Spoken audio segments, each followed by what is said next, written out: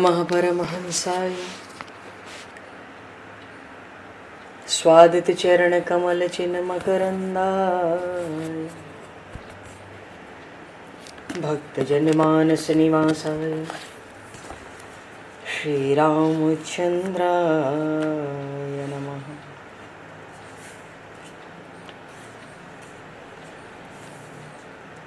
वंदे विदेहतनया पदपुंडरीकं केशौरसौरभसमाहत योगिचेतं हन्तुं प्रतापमनिशं मुनिहंससेव्यं सन्मानशालिपरिपीत परागपुञ्जम्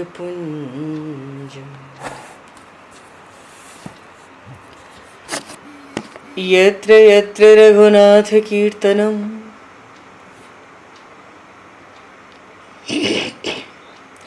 तत्र तत्र कृतमस्तकाञ्जलिं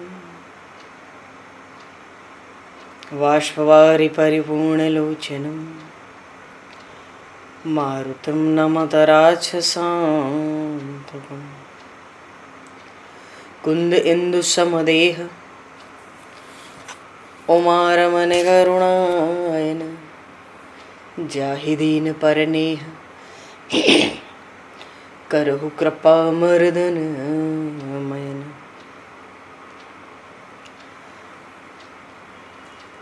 प्रहलाद नारद पराशर पुंडरीक व्यासे अम्बरीश शुक शौनक भीष्म दालभान रुक्मांगद अर्जुन वशिष्ठ विभीषणादीन एतानहं परम भागवतान् नमामि। श्री सीतानाथ समारंभां श्री रामानन्दार्य मध्यमाम् अस्मदाचार्य पर्यन्तां वन्दे गुरु परम्पराम्।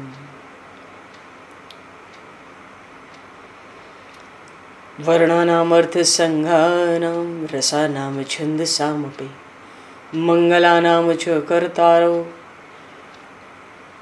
वन्दे वाणी विनायकौ।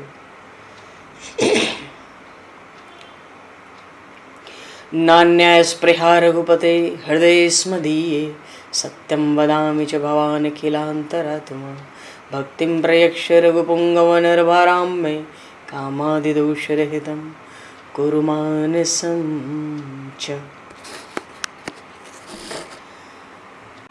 भक्त भक्ति भगवंत गुरु चतुर्नाम वपु एक तिनके पद वंदन के नाशहि विघ्न अनेक। बंधु तुलसी के चरण जिनकी न्यो जग काज कल समुद्र घोरत लगो प्रगट्यो सप्त जहान। श्री गुरु चरण सरोज रज निज मन मुकुर सुधार वर्णो रघुवर विमल यश जोदायक फलचार। हरिशरण श्री राम जय राम जय जय राम श्री राम जय राम जय जय राम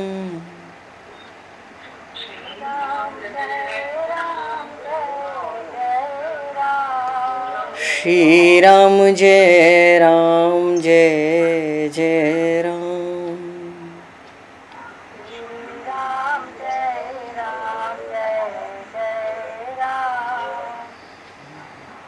जय सिया राम जय जय हनुमान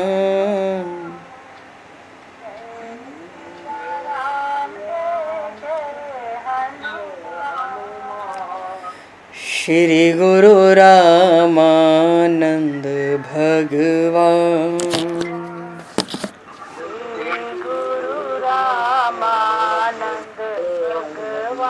श्री गुरु रामानंद भगवान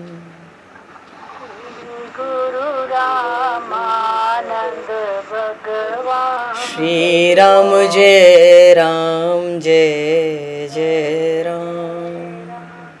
श्री राम जय जय राम। जय सिया राम जय जय सिया राम। जय सिया राम जय सिया राम। जय सिया राम जय जय सिया राम। जय सिया राम जय सिया राम। बोली सियावर रामचंद्र भगवान की जय। संपूर्ण राम दरबार की जय। श्री अवध मिथिला धाम की जय। श्री बांके बिहारी लाल की जय। 84 कोस ब्रजमंडल धाम की जय। श्री रामचरितमानस जी महाराज की जय। श्रीमन्नाम महाराज की जय। श्री पंडरीनाथ भगवान की जय। कली पावन अवतार गोस्वामी तुलसीदास जी महाराज की जय। सब संतन की जय, सब भक्तन की जय, समस्त वैष्णवन की जय, समस्त पूर्वाचार्य चरणन की जय, समस्त संप्रदाचार्यन की जय। श्री सद्गुरुदेव भगवान की जय।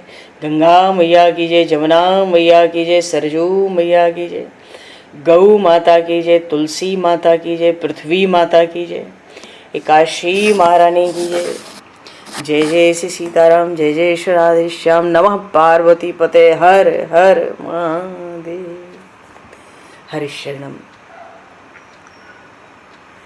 अनंत कोटि ब्रह्मांड नायक सर्वेश्वर पूर्ण परात्पर ब्रह्म असंख्य कल्याण गुणगणलय भक्तवांशा कल्पतरु शरणागत वत्सल भक्त वत्सल दीनबंधु दया सिंधु श्री कौशल्य आनंद वर्धन श्री दशरथ नंदन श्री जानकी कंठभूषण भगवान श्री सीताराम जी महाराज की असीम कृपा करुणा से श्री हनुमान जी महाराज की परम पावन भावमयी सन्निधि में महापुरुषों की भावमयी उपस्थिति में एवं आप सभी श्रद्धालु भक्त वैष्णवों की मंगल सन्निधि में मानव जीवन का सर्वोत्कृष्ट फल भगवत गुणगान भगवत कथा का आनंद हम सभी श्री राम कथा के माध्यम से प्राप्त करने जा रहे हैं। सर्वप्रथम आप सभी भक्त जनों के श्री चरणों में भगवत भाव से सादर वंदन सादर नमन। आप सभी को यथा योग्य जय सिया राम, जय जय श्री राधे हरि श्याम, जय श्री राम।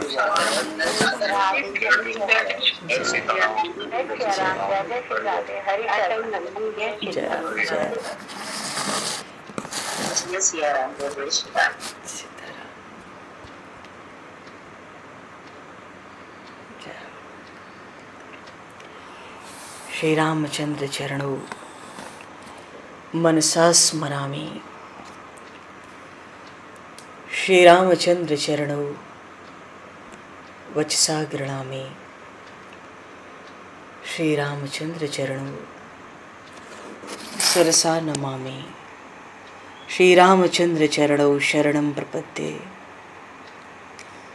माता रामो मत्पता रामचंद्रः, स्वामी रामो मत्सखा रामचंद्रः, सर्वस्वं मे रामचंद्रो दयालुर, नान्यम जाने नैव जाने न जाने।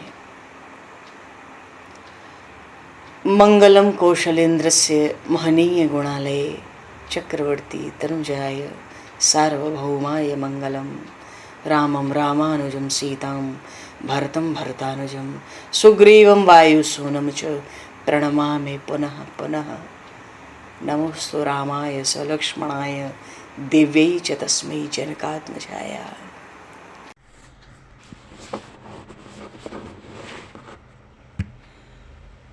भगवान शिव श्री राम कथा का मानो उपसंहार कर रहे हैं।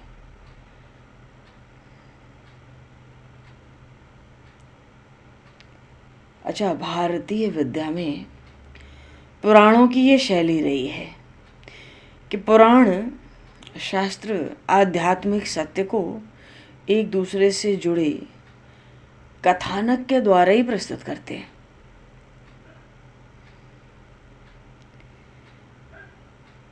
तो ये जो राम गीता का प्रसंग अभी आया था पर्वों में, इस श्री राम गीता में भी भगवान शिव की जो अर्धांगिनी है श्री पार्वती जी, माँ पार्वती, उनसे निवेदन करती हैं कि वे बताएं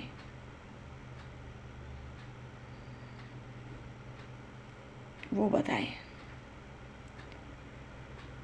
शास्त्र पुराणों की चर्चा वस्तुतः हम सीधे नहीं सुन पाते, दो के बीच संवाद को ही सुन पाते हैं। अभी भगवान शिव राम कथा का उपसंहार करना चाहते हैं। ये भाव नहीं है कि राम कथा का समापन होने जा रहा है, क्योंकि अभी तो बहुत से घटनाक्रम प्रश्न जुड़े हैं। तो जब भी चर्चा हुई, स्मरण हुआ इन प्रसंगों का, तो किसी न किसी संवाद के माध्यम से यहाँ संवाद चल रहा है भगवान शिव माता पार्वती के बीच। परमेश्वर शिवजी महाराज अपनी भगवती पार्वती को बताते हैं, सुनाते हैं। अच्छा, इसी प्रसंग में एक शिव गीता भी है। एक प्रसंग है शिव गीता। शिव गीता क्या है कि जिस प्रकार, अच्छा, गीता शब्द सुनते ही हमारा ध्यान भगवान श्री कृष्ण द्वारा अर्जुन जी को सुनाई गई भगवत गीता की ओर चला जाता है। गीताएं तो अनेक हैं और जिनकी महिमा भी भगवत गीता के समान कही गई, जैसे अष्टावक्र गीता, अवधूत गीता, शिव गीता, गुरु गीता। और अभी रामचरितमानस के पूर्व प्रसंग में हम लोगों ने श्री राम गीता देखी। और अरण्यकांड में प्रभु श्री राम ने लक्ष्मण जी महाराज को उपदेश दिया पंचवटी में। तो वहां प्रश्न क्या पूछा था, ये भी एक संवाद के रूप में था। लक्ष्मण जी ने प्रश्न पूछा था कि राम जी के चरण सेवा में लगे रहने की बुद्धि कैसे आ सकती है। तो प्रभु ने इस प्रश्न का जो उत्तर दिया वही राम गीता है।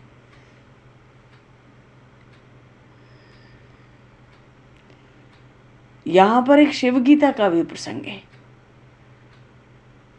शिव गीता की सार बात क्या है कि शिव गीता में कहते हैं कि जिस प्रकार कैलाश, बैकुंठ आदि ये जो दिव्य लोक हैं, इस प्रकार मोक्ष कोई लोक नहीं है।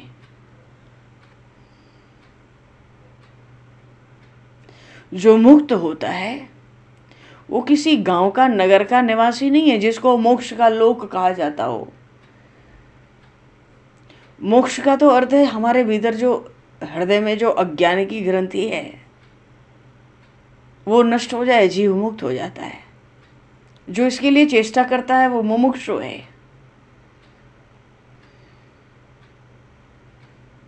अच्छा, जैसे कोई वृक्ष है, उसकी शाखा है। अब शाखा के अग्रभाग से अगर आगे चरण पड़ेगा तो जो वृक्ष पर होगा वो सीधे नीचे गिरता है उसी समय। ऐसे ही जो ज्ञानी पुरुष हैं उनको ज्ञान होते ही मुक्ति की प्राप्ति हो जाती है। मुक्ति की तो प्राप्ति होती है पर संसार से वो तत्काल छूट जाता है। जैसे वृक्ष की शाखा से आगे पैर बढ़ा तो आओ नीचे सीताराम, ऐसे ही ज्ञानियों का संसार तत्काल छूट जाता है। शिव गीता में एक बात और कही गई, जो जीवन मुक्त मनुष्य हैं वो किसी तीर्थ में या किसी चांडाल के घर में देह त्याग करें या ब्रह्म का चिंतन करता हुआ वो ज्ञानी देह का त्याग करे। कोई ज्ञानी हो अचेतन हो के मृतक हो जाए तो सब ज्ञान के बल से मुक्त हो जाते। शिव गीता में ये भी कहा कि कोई जीवन मुक्त है, वो किसी प्रकार का कोई वस्त्र धारण करे या नग्न रहे, भक्ष अभक्ष कुछ भी खाए, चाहे जहां शयन कर ले, बस उस ज्ञानी के प्रारब्ध कर्म का क्षय हो जाए वो मुक्त हो जाता है। मानो जिस प्रकार दूध से निकला हुआ घी यदि फिर दूध में डालो तो वो जो घृत है उसमें नहीं मिलता। दूध का एक बार अगर घी बन जाए तो दूध में मिलता नहीं है वो घी। ऐसे ही जो ज्ञानवान संसार से विरक्त हो जाते हैं फिर वो जगत में आसक्त होते नहीं। शिव गीता में यही कुछ एक खास बातें कही गई। वस्तुतः प्रसंग तो अभी यहाँ ये है कि भगवान शिव,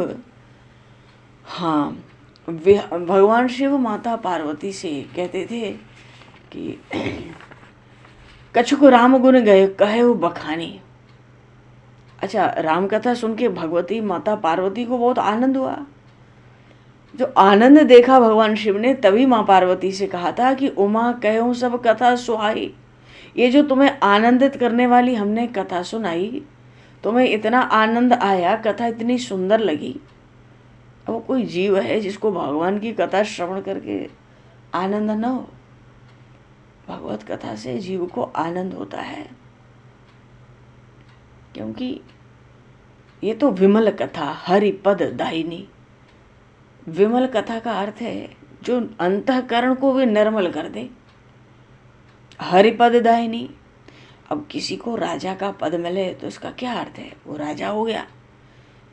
तो भगवान की कथा तो हरिपद दायिनी। जीव नर से नारायण ही होता है।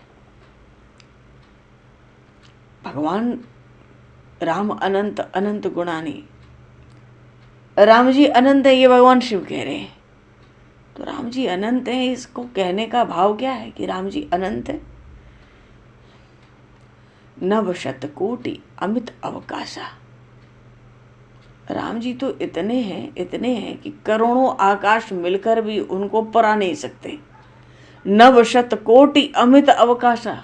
कागभूषुंडी जी ने आगे के प्रसंग में प्रभु की महिमा सुनाई गरुड़ जी को, तो ये बात कही, नव शत कोटि अमित अवकाशा। तो राम जी तो अनंत हो गए और गुण भी अनंत है। राम अनंत अनंत गुणानी, गुण भी अनंत है। इसीलिए तो भगवान शिव ने कहा होगा ना, कछुक राम गुण कहो बखानी। वो जो अनंत गुण हैं, उन श्री राम के, उनके गुणों में से कुछ एक गुण मैंने तुम्हें कह के सुनाए हैं। ये राम कथा का कोई विश्राम नहीं है। उन श्री राम के मैंने कुछ एक गुण तुम्हें सुनाए हैं। तो बहुत आनंदित थी माता पार्वती। तो उमा कहो सब कथा सुहाई।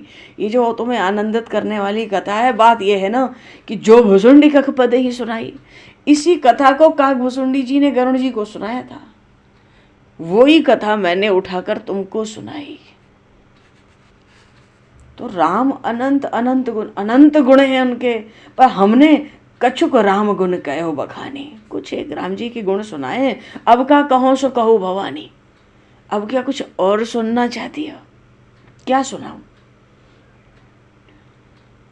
ये प्रसंग हुआ तो माता पार्वती को भी बहुत आनंद हुआ कि ठीक है, राम जी के अनंत गुण हैं और आपने कुछ एक गुण सुनाए। फिर भी हमें तो यही लगता है कि रामचरित जे सुनत अघाही, रस विशेष जाना तिन नाई। राम जी अनंत, राम जी के गुण अनंत, राम जी के जन्म कर्म अनंत, राम जी के नाम अनंत। तो थोड़े से आपने सुनाए तो इनको सुनकर भी तो मन थोड़ा ही तृप्त होता है, मन थोड़ा ही अघाता है। जिनका तृप्त हो जाए मन राम कथा के श्रवण से, राम कथा श्रवण करके जो अघा जाए, माँ पार्वती कहती हैं रस विशेष जाना तिन नाई। उन्होंने तो राम कथा नहीं सुनी। लेकिन एक बात तो आ गई कि तुम जो कही यह कथा सुहाई, तुमने ये जो बड़ी सुंदर कथा कही, तुम कहते हो कि कागभूषुंडी गरुड़ प्रति गाई। तो हमें तो बड़ा आश्चर्य है कि काग का शरीर, उसमें श्री राम की दृढ़ भक्ति, ऐसा वैराग्य, ज्ञान, विज्ञान और प्रभु के चरणों का ऐसा दृढ़ प्रेम, ये कौए के शरीर में ऐसी दुर्लभ दृढ़ राम भक्ति की प्राप्ति इन काग को कैसे हो गई? क्योंकि कहाँ तो हजारों मनुष्यों में कोई एक धर्म का पालन करने वाला और करोड़ों धर्मशीलों में कोई एक संसार के सुख से विमुख मनो वैरागी, और करोड़ों विरक्तों में वेद तो कहते हैं कि यथार्थ ज्ञान भी किसी किसी को होता है, किसी विरले को। आपका तत्व ज्ञान, उस परमात्मा का स्वरूप ज्ञान, और हजारों लाखों ज्ञानियों में कोई एक जाके जीवन मुक्त होता है, और हजारों ऐसे जीवन मुक्तों में कोई ब्रह्मलीन, कोई दुर्लभ ही होता है। हजारों जीवन मुक्तों में ऐसा भी दुर्लभ है जो ब्रह्मलीन हो जाए। और सबते सो दुर्लभ सुरराया, राम भगत तीरथ गत मद माया। मेरा तो यही सिद्धांत है कि उन ब्रह्मलीनों से भी बढ़कर दुर्लभ, सबसे दुर्लभ तो राम जी की भक्ति है। राम भगत ही रत, जो राम जी की भक्ति में लगा हुआ है सतत।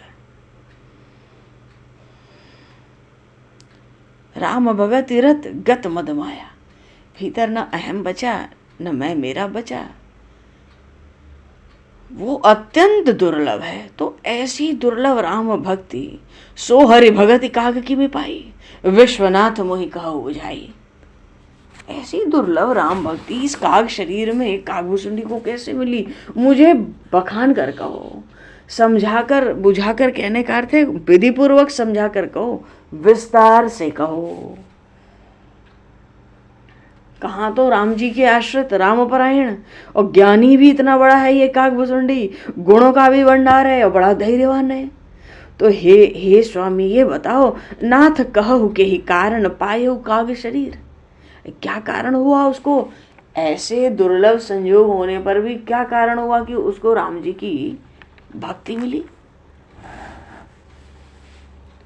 तो भगवान शिव भी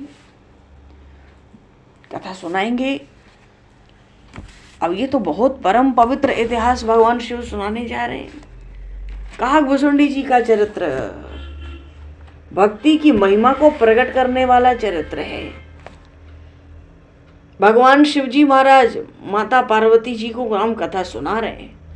शिव जी कहते हैं, देवी, जो कथा कागभूषुंडी जी ने गरुड़ को सुनाई वही मैंने तुमको सुनाई।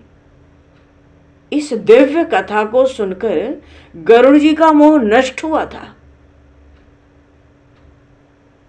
पर राम कथा का श्रवण करते करते माता पार्वती की तृप्ति नहीं होती। अब उनको अधिक सुनने की इच्छा हुई है। माता जी ने प्रश्न किया, महाराज आप ये बताओ कि कागभूषुंडी को ये राम कथा किसने सुनाई थी और गरुड़ जी को मोह कैसे हुआ?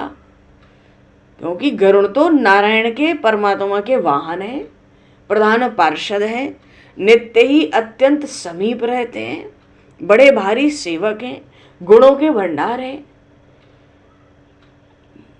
गरुड़ महाज्ञानी गुण राशि, हरि सेवक अति निकट निवासी। ही कही हेतु काग सन जाई, सुनी कथा मुनि निकर ब्याई। बड़े बड़े ऋषि महर्षियों को छोड़कर उस काग से कथा सुनने क्यों गए गरुड़ जी? तो चलो गए तो गए, अब तो आपने कह दिया कि गए थे और कथा सुन के गरुड़ जी का मोह नष्ट हुआ था। अब ये बताओ कि कहु कवन विधि भा संवादा, उन काग और गरुड़ के बीच में संवाद कैसे हुआ? बात वहां तक कैसे पहुंची राम कथा तक? मुझे तो इसलिए आनंद हो रहा है क्योंकि दो हरि भगत काग और गाधा, दोनों ही प्रभु के भक्त हैं, बड़े भारी भक्त हैं, वो काग हो चाहे गरुड़ हो। अच्छा, राम कथा सुन के माँ पार्वती को आनंद हुआ, पर इस प्रश्न को सुनकर, माता जी का ये प्रश्न सुनकर भगवान शंकर को आनंद हुआ। बोलिए श्री गौरी शंकर भगवान की जय।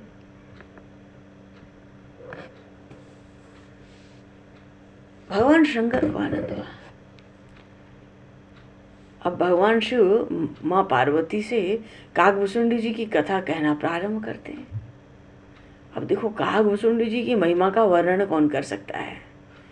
भगवान शिव ने यह भी बताया कि हिमालय के पास सुमेरु पर्वत से उत्तर दिशा में नीलाचल नाम का पर्वत है, नीलगिरी। वहां कागभूषुंडी जी विराजते हैं। उनका आश्रम दिव्य है। क्यों? वहां कलयुग का प्रवेश नहीं है। और वो जो नीलाचल है, उस नील पर्वत के 4 शिखर हैं। हर शिखर पे स्वर्ण का शिखर है। पर्वत का जो शिखर है वो स्वर्ण का है, और हर एक शिखर पर एक एक वृक्ष है। एक शिखर पर बट का वृक्ष है, दूसरे शिखर पर पीपल का वृक्ष है, तीसरे शिखर पर पाकर का, इसको पलाश कहते हैं, उसका वृक्ष है, चौथे शिखर पर आम का वृक्ष है। बड़ी सुंदर। क्योंकि भगवान शिव को तो इतना आनंद आया कि अब काकभूषुंडी जी का चरित्र कहना है तो माता पार्वती को कहा भी तो था, धन्य सती पावन मति तोरी, रघुपति चरण प्रीति नहीं थोरी, सुनहु परम पुनीत इतिहासा। अब तुमको ऐसा परम पवित्र इतिहास सुनाता हूं जो सुनी सकल लोक भ्रमनासा। संसार का सब भ्रम नष्ट हो जाता है। इतने ही नहीं, इस परम पवित्र इतिहास का श्रवण करके उपजई रामचरण विश्वासा, और भवनिधि नर तर बिनहि प्रयासा। और तुमने जो प्रश्न किया, जैसा प्रश्न किया ऐसा ही प्रश्न काकभूषुंडी जी से गरुड़ जी ने किया था, सो मैं वही कथा तुमको सुनाता हूं, तुम मन लगाकर सुनना। क्योंकि ये कथा भव भय से छुड़ाने वाली है।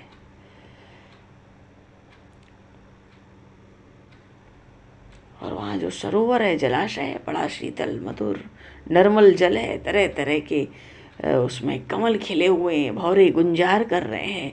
उसी नीलगिरी पर्वत के शिखर पर तेहिगिरी रुचिर बसई खग सोई। और माया के जितने गुण दोष हैं, काम क्रोध मोह मद मत्सर, जो सारे जगत में व्याप्त हैं, उस नीलाचल पर्वत के पास ये कभी नहीं जाते हैं। इसलिए वहीं पर बस के ये जो काग है ना, तह बस हरे ही भजही जिमि कागा, सो सुनो उमा सहित अनुरागा। वहां माया का कोई विकार प्रवेश नहीं करता उस नीलाचल पर्वत पर, इसलिए काकभूषुंडी वहीं भजन करते हैं। तो बड़े अनुराग से बात सुनो, वो काकभूषुंडी क्या करते हैं वहां पर, कैसे भजन करते हैं। पीपर तर तर ध्यान सुधरे, जाप यज्ञ पाकर तर करे, आंब छाह कर मानस पूजा, तय हरि भजन काज नहीं दूजा। बरतर कर हरि कथा प्रसंगा, आवहि सुनहि अनेक बिहंगा। रामचरित्र विचित्र विधि नाना, प्रेम सहित कर सादर गाना। सुनहि सकल मति विमल मराला, बसहि निरंतर जे देहि काला। जब ते जाय सो कौतुक देखा, उर उपजा आनंद बिसेका, उर उपजा आनंद बिसेका। भगवान शिव कहते हैं वो दिन रात भजन करता है। कैसे करता है? वो जो पीपल का वृक्ष था ना, उसके नीचे तो वो ध्यान लगाता है। अब 24 घंटे का दिन है और ये 4 वृक्ष हैं, तो 6-6 घंटे का काम मान लो। मानो 6 घंटे तो पीपल के वृक्ष के नीचे ध्यान लगा लिया। पीपर तर तर ध्यान सुधरे। और जो पाकर का, पलाश का है, उसके नीचे बैठकर वो जप करता है। जप यज्ञों में सर्वश्रेष्ठ यज्ञ भगवान ने गीता जी में बताया जप यज्ञ है। तो जाप यज्ञ पाकर तर करे, पाकर के वृक्ष के नीचे जप करते हैं, पीपल के वृक्ष के नीचे वो ध्यान करते हैं। और जो आम का वृक्ष है उसकी छाह में तो वो मानस पूजन करते हैं। आम छाह कर मानस पूजा। बात तो ये है कि तज हरि भजन काज नहीं दूजा। भगवत भजन छोड़कर उनके पास दूसरा कोई कार्य नहीं है। और जो बट वृक्ष है, प्रभु एक बट वृक्ष भी तो बचा है अभी, उस बट वृक्ष के नीचे क्या करते हैं? बर तर कह हरि कथा प्रसंगा, आवहि सुनहि अनेक विहंगा। उस वट वृक्ष के नीचे काकभूषुंडी जी बैठ के प्रभु राम की कथा कहते हैं। और रामचरित्र तो इतने तरह तरह से विधि विधि से गाते हैं, विचित्र विचित्र विधियों से रामचरित्र सुनाते हैं। बड़े प्रेम के साथ, बड़े आदर के साथ उसका गान करते हैं। तो सब सुनते हैं ना। वहाँ हंस, क्योंकि जलाशय भी है, स्थान बड़ा दुर्लभ है, माया के किसी विकार का गुण का वहाँ पर प्रवेश नहीं है। तो जिनकी निर्मल बुद्धि है हंस के समान, वो सब बड़े प्रेम से सुनते हैं। तो जिनको उनके मुख से राम कथा सुननी होती है, बस ही निरंतर ते ही ताला, उसी तालाब के आसपास ही वो सब वहीं बसते हैं। और जितने बसते हैं सब पक्षी के रूप में बसते हैं। जब मैं घूमता घूमता, मैं तो भ्रमण कर रहा था, दुखी भय हूँ वियोग प्रिय तोरे, कौतुक देखत फिरे हूँ बिरागा। तो मैं भी वहाँ पहुँच गया था, इन स्वर्ण शिखरों पर, नीलगिरी पर्वत पर। मैंने देखा भाई ये तो बड़ी विलक्षण स्थिति है इस काग की, और फिर ये बट वृक्ष के नीचे कथा भी सुनाता है। मैंने जब ऐसा आश्चर्य देखा, मेरे भी हृदय में बड़ा विशेष आनंद प्रकट हो गया। मैंने भी एक हंस का रूप धारण कर लिया। तब कछुकाल मराल तनु धरित कीन्ह निवास। कुछ समय के लिए, एक दिन में सुन के नहीं गए, कुछ काल, अब वो महीनों में, वर्षों में, कुछ भी हो सकता है। ये भगवान शिव कह रहे हैं, मैंने भी एक मराल हंस का रूप धारण करके कुछ समय वहां निवास किया, और सादर सुन रघुपति गुण पुण्य आयऊं कैलाश। मैंने भी कागभूषुंडी से वही राम कथा सुनी थी, बड़े आदर से सुनी, क्योंकि कागभूषुंडी ही बड़े प्रेम सहित कर आदर गाना, बड़े प्रेम बड़े आदर से भगवान के चरित्रों का गुणगान करते। हमने भी बड़े आदर से भगवान के गुणगण सुने, और फिर मैं कैलाश आ गया था। तो ठीक है, हे पार्वती, गिरजा कहूं सो सब इतिहासा। अब वो मैं परम पवित्र इतिहास तो मैं सुनाता हूं, मैं भी गया था, लेकिन मैं ये बताऊंगा कि मैं जही समय गयूं खगपासा। जब मैं उस काग के पास पहुंचा था तो मैंने क्या देखा, क्या सुना, अब वो कथा तुम सुनो। तो भगवान शिव तो ऐसे पहुंचे, पर गरुण जी कैसे पहुंचे? मां पार्वती कहती है, अरे गरुण जी कैसे पहुंचे? तो पीपल के वृक्ष के तले बैठ के कागभूषुंडी तो 3 घंटे 6 घंटे राम जी का ध्यान करते हैं। उसके बाद आम के वृक्ष के नीचे बैठ के 3 घंटे 6 घंटे से सीताराम जी की मानस सेवा करते हैं। मानसी सेवा में विशेष ध्यान रखना चाहिए कि जो मन है उसमें संसार के लौकिक विचार ना आवे। मानसी सेवा में तो मन की धारणा निरंतर भगवान के चरणों में रहनी चाहिए। तो भूषुंडी जी तो मानसी सेवा में ठाकुर जी का श्रृंगार करते हैं, माला अर्पण करते हैं, सहस्र नाम का पाठ करते हुए तुलसी जी अर्पण करते हैं। तो प्रथम 3 घंटा ध्यान, उसके बाद 3 घंटे मानसी सेवा, और उसके बाद 3 घंटे पाकर वृक्ष के नीचे श्री राम नाम का जप, श्री राम नाम का जप करते हैं। इसके बाद 3 घंटे वट वृक्ष के नीचे बैठ के राम कथा कहते हैं। तो अनेकों प्रकार के पक्षी राम कथा श्रवण करने आते। मानो कागभूषुंडी जी तो संपूर्ण दिन ही भक्ति में लीन रहते हैं, कथा कीर्तन ध्यान जप सेवा में ही रहते। तो इनके आश्रम में माया का प्रवेश कैसे होगा? भगवान शिव कहते, माया कृत गुण दोष अनेका मोह मनोज आदि अविवेका। तो ये सारी जो माया की सेना है, तेहि गिरि निकट कबहु नहीं जाही। नीलगिरी पर्वत के आसपास कोई फटक भी नहीं पाता है। अब कोई कहे, हमारे मन में भाव आवे कि हम तो भक्ति करते हैं, आनंद नहीं आता, फिर भी भक्ति छोड़नी नहीं चाहिए। कभी कभी ऐसा भी होता है, भक्ति में आनंद नहीं होता तो जीव भक्ति को छोड़ के विषयों के आनंद भोगने चला जाता है। भक्ति में जल्दी आनंद नहीं आता, पर एक बार आनंद आ जाए तो वो स्थिर हो जाता है।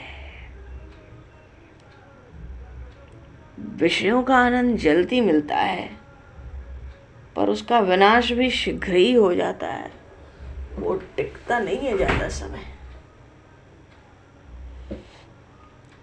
मानो कागभूषुंडी जी चारों वृक्षों की छाया में चारों युगों का धर्म आचरण करते हैं। कृते यद ध्यायतो विष्णु त्रेतायाम यजतो मखई द्वापरे परिचर्यायाम कलौ तद हरिकीर्तनाथ। ये बात आई ना, सतयुग का धर्म था ध्यान, त्रेता युग का धर्म है यजन पूजन, द्वापर का धर्म है सेवा परिचर्या, और कलयुग का धर्म है हरि कीर्तन, हरिनाम हरि कथा। भव सागर जह पार जो पावा, राम कथा ताकर तृण नावा। राम ये सुनिए राम ये गाय, संतत सुनिए राम गुण ग्रामय। ये कलयुग का धर्म है।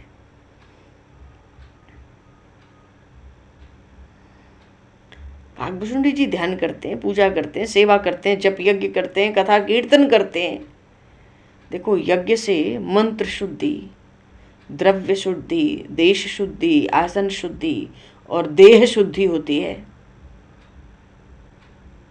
पर प्रत्येक यज्ञ में कुछ न कुछ भूल हो ही जाती है, इस कारण इसका प्रायश्चित करना ही पड़ता है। पर जप यज्ञ में प्रायश्चित नहीं होता। राम नाम का जप एक महान यज्ञ है।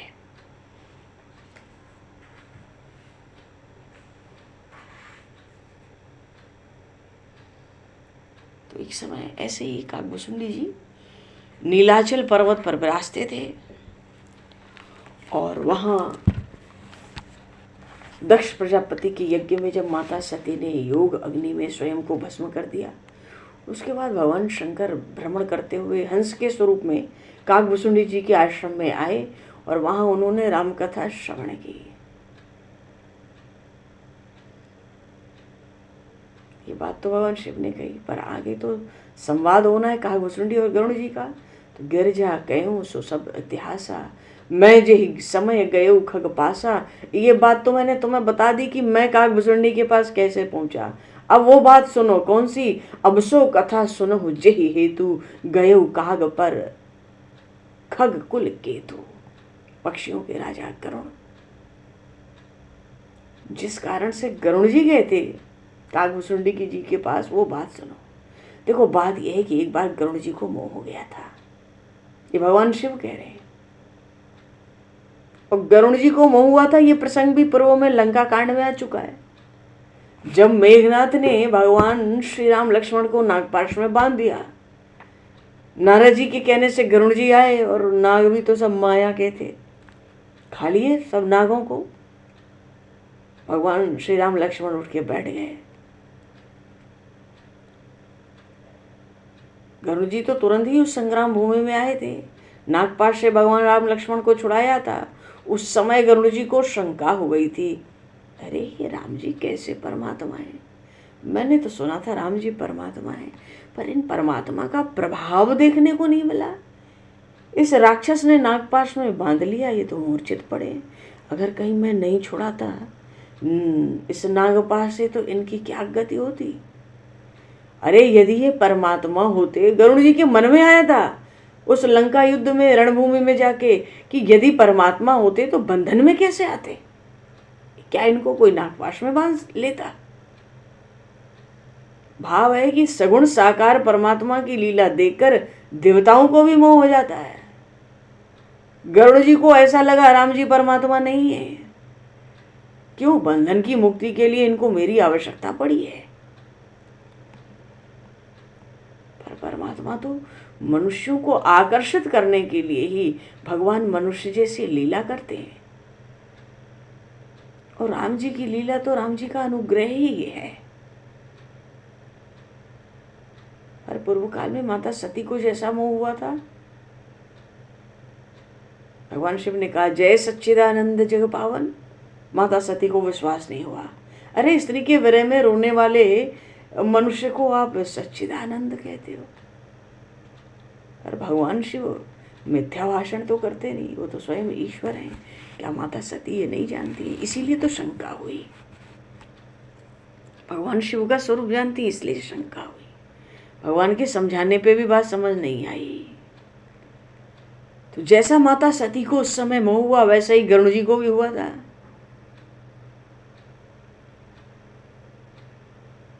तो गरुड़ जी सबसे पहले नारद जी के पास गए भी थे लौटकर, क्योंकि देवर्षि नारद के कहने से ही आए थे लंका युद्ध में नागपाश से छुड़ाने, बंधन से छुड़ाने प्रभु को। तो छुड़ा तो दिए, पर गए सबसे पहले देवर्षि नारद जी के पास। वहां जाके शंका किए कि राम जी परमात्मा नहीं है, मुझे ऐसा मालूम पड़ता है। इस बात को सुनकर देवर्षि नारद हंसने लगे।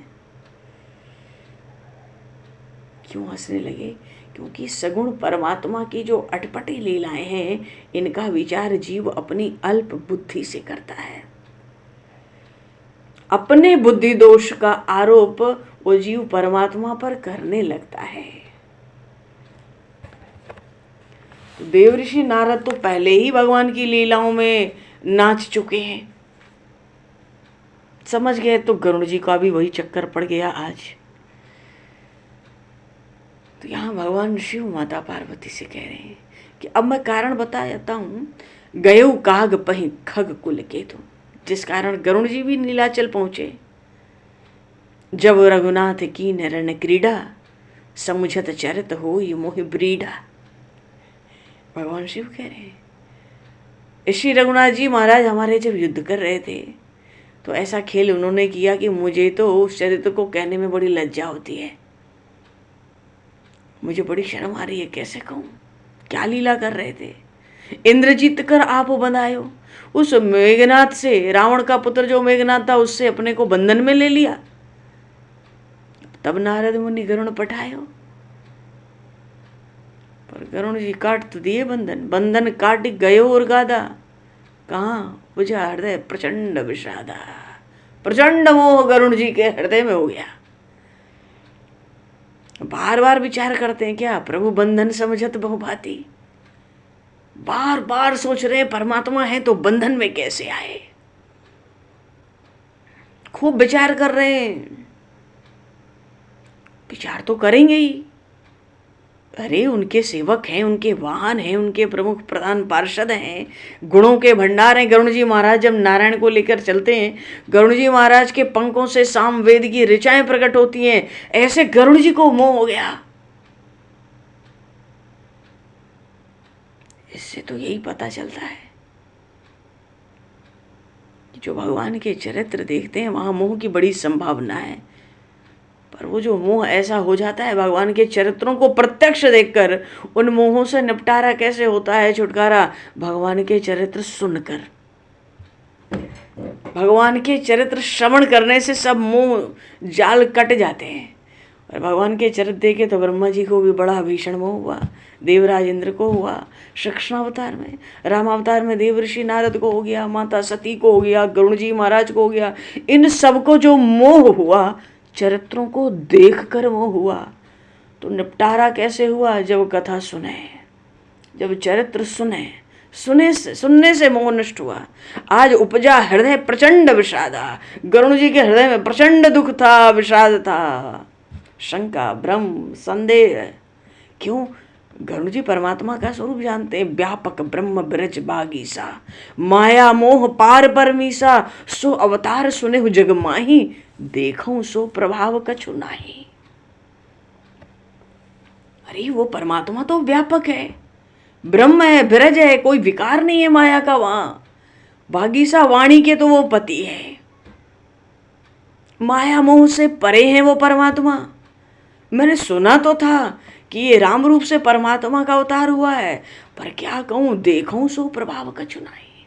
उस परमात्मा को कोई प्रभाव देखने को नहीं मिला। अब देखो यही प्रभाव जयंत देखने आया था। मेरी स्त्री गई राम जी के दर्शन के लिए, कौन है ये राम? कहती है परमात्मा है, इंद्र का पुत्र है जयंत।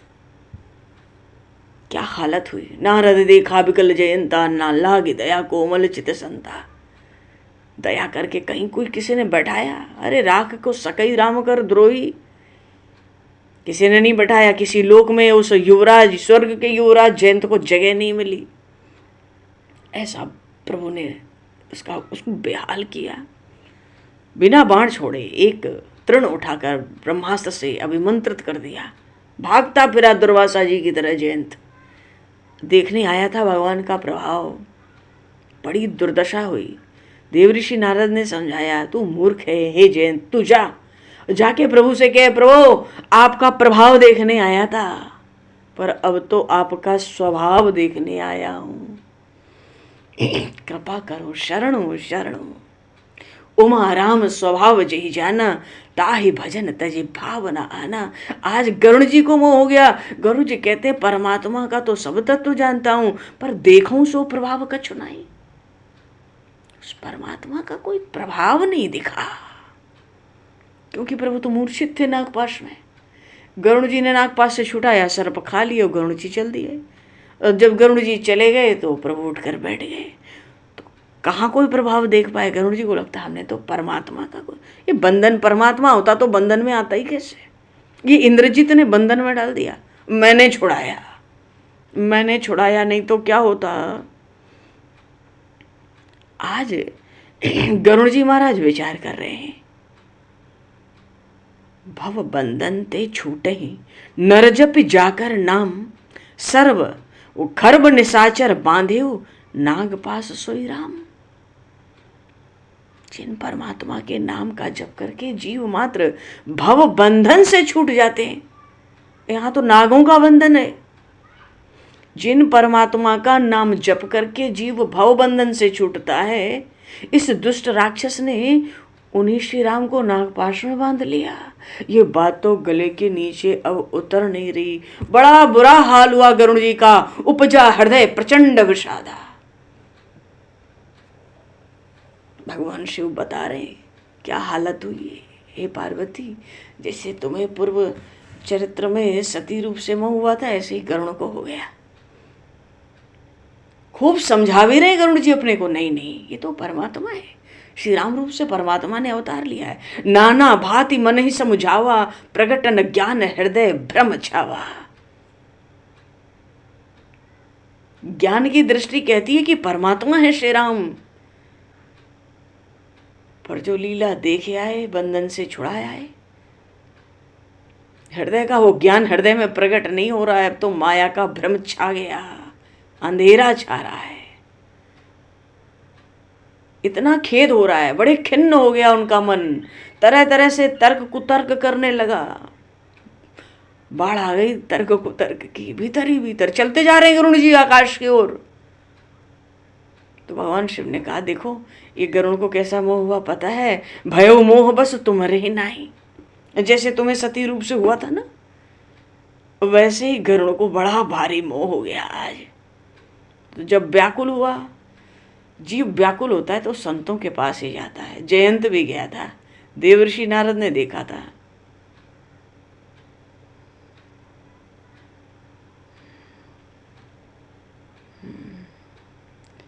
तो ये गरुड़ भी व्याकुल होकर कहाँ गए? व्याकुल गयो देव ऋषि पाही। इन्होंने ही भेजा था संग्राम की भूमि में, पहले वहीं चलो। और वहां जब देव ऋषि नारद से भेंट हुई गरुड़ जी की, कहो जो संशय निज मन माही, अपने दिल की बात कह दी। देव ऋषि नारद से गरुड़ जी ने कह दी। अब तो जब देव ऋषि नारद ने सुना कि इन प्रधान पार्षद गरुड़ जी को भी इतना भारी मोह हो गया एक नाग पाश के बंधन से प्रभु को छुड़ाने में, तो सुन नारद ही लाग अति दाया। देव ऋषि नारद को बड़ी दया आई गरुड़ जी पर।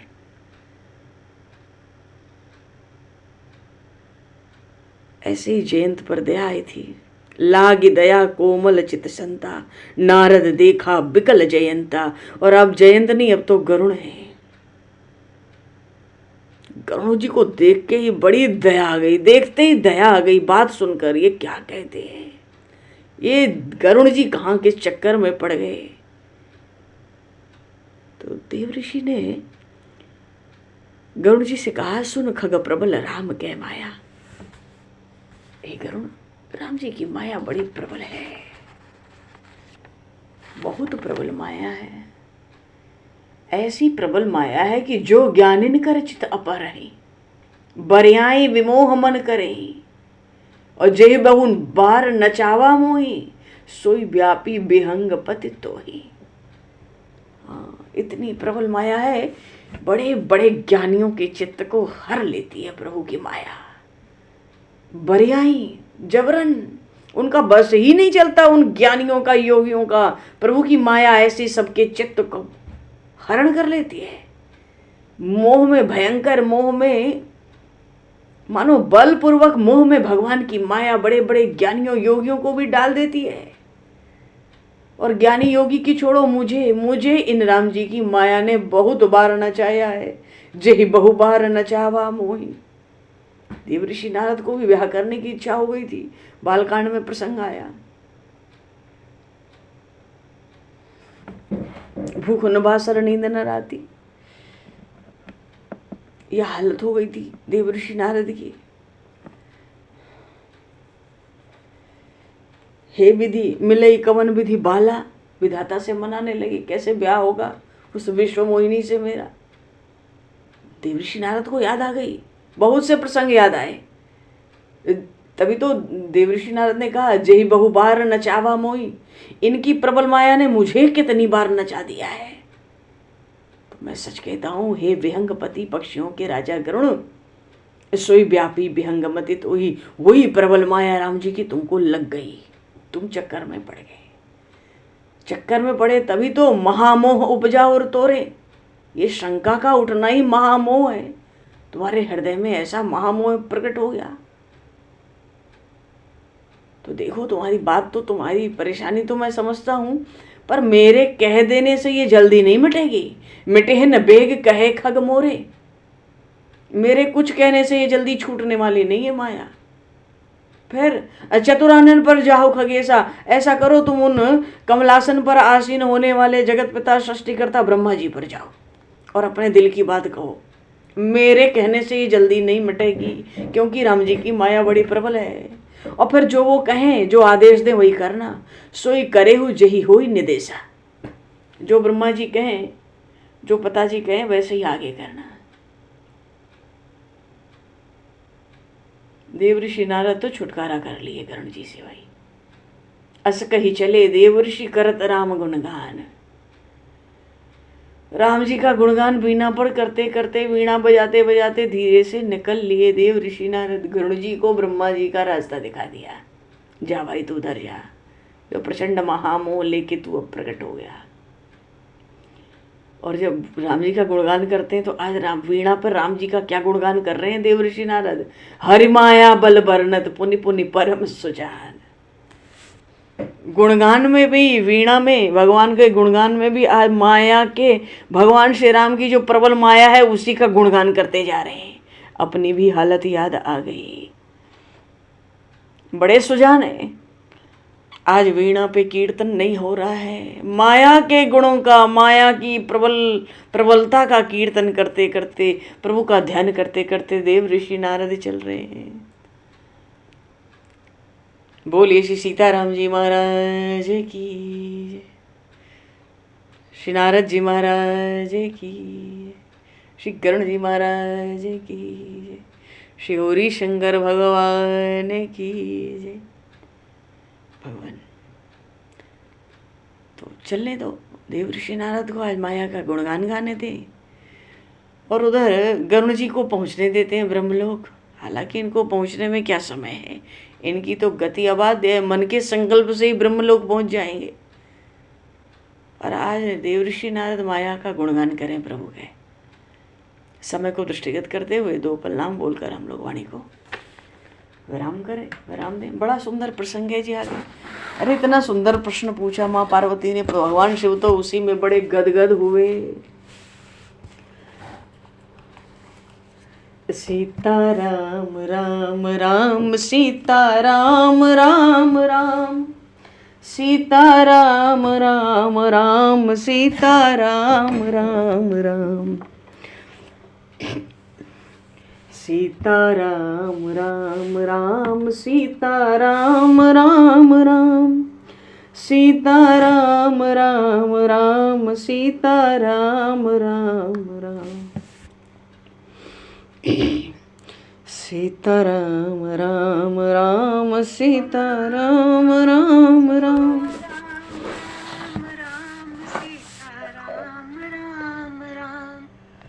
राम राम राम सीता राम राम राम, सीता राम राम राम राजा राम राम राम,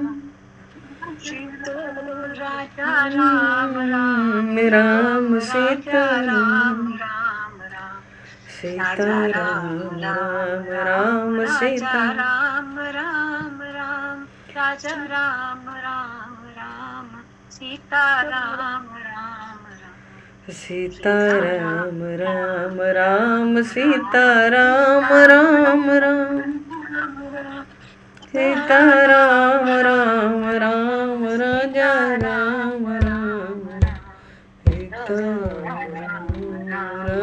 सीता राम राम राम, सीता राम राम राम राजा राम राम। बोलिए सियावर रामचंद्र भगवान की, संपूर्ण राम दरबार की, श्री हनुमान जी महाराज की। भगवान समय को दृष्टिगत करते हुए आगे पर वाणी को विराम, वाक्य पुष्पांजलि प्रभु के श्री चरणों में सादर समर्पित। आप सभी को भी यथा योग्य जय श्री राम, जय जय श्री राधे हरि शरण, जय श्री जय राम, जय श्री राम, जय जय श्री राधे हरि शरण। अति सुंदर वर्णन। जय जय श्री गुरुनाथ, जय श्री राम, जय श्री राम, जय